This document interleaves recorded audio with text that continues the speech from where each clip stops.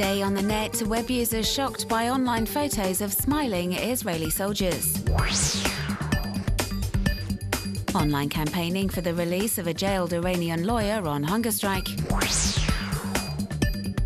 And a British artist has been dreaming up zombie versions of famous brand logos.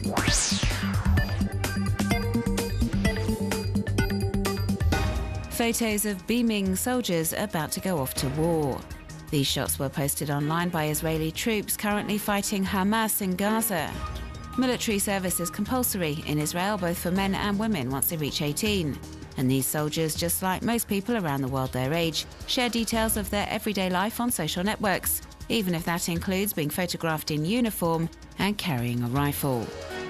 But the photos have shocked a large number of web users who say in no way do they reflect the reality of the situation on the ground. The young soldiers in the pictures come across as pretty carefree. The shots are worlds apart from the Israel Defense Forces airstrikes and shelling across Gaza and the climate of fear in southern Israel under threat and attack by Hamas rocket launchers. Numerous Twitter users have been voicing their outrage over the photos, which seem to belittle the enormity and the gravity of the conflict.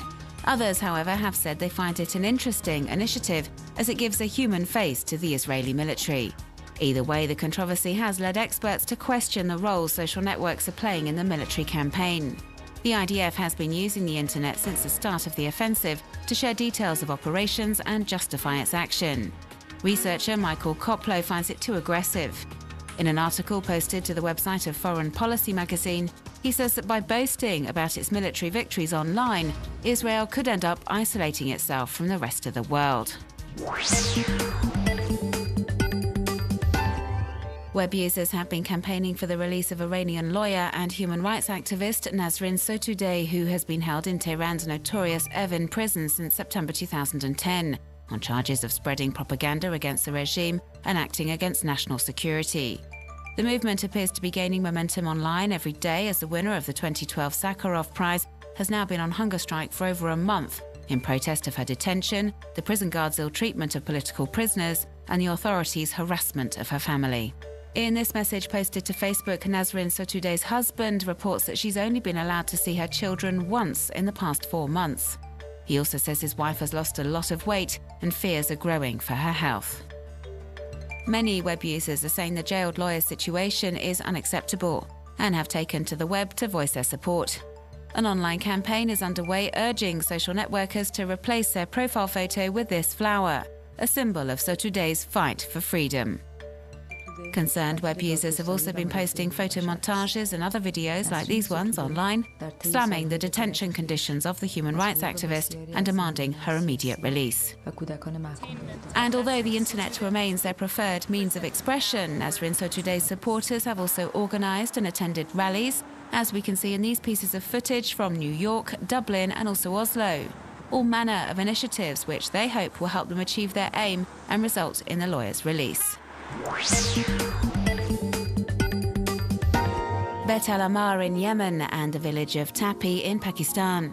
These two places have one thing in common: they were both recently targeted by US drone strikes. These satellite images, compiled by British artist James Bridle on the site Dronestagram, show the two sites before they were hit by the airstrikes. The so-called surgical and precision strikes on terrorist targets have claimed the lives of countless civilians, something Bridle is seeking to highlight through his work.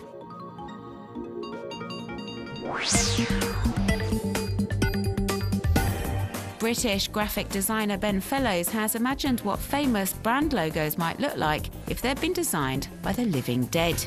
His highly original creations are enjoying great success online and will no doubt be a hit with zombie enthusiasts everywhere.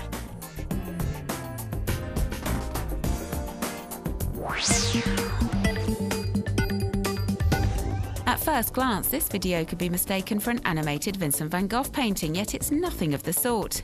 The clip has in fact been posted online by NASA to illustrate the movement of different particles like sand, sea salt and also sulfate, and to better understand how they travel in the atmosphere and influence weather and climate. Astonishing and informative, it almost turns scientific data into art.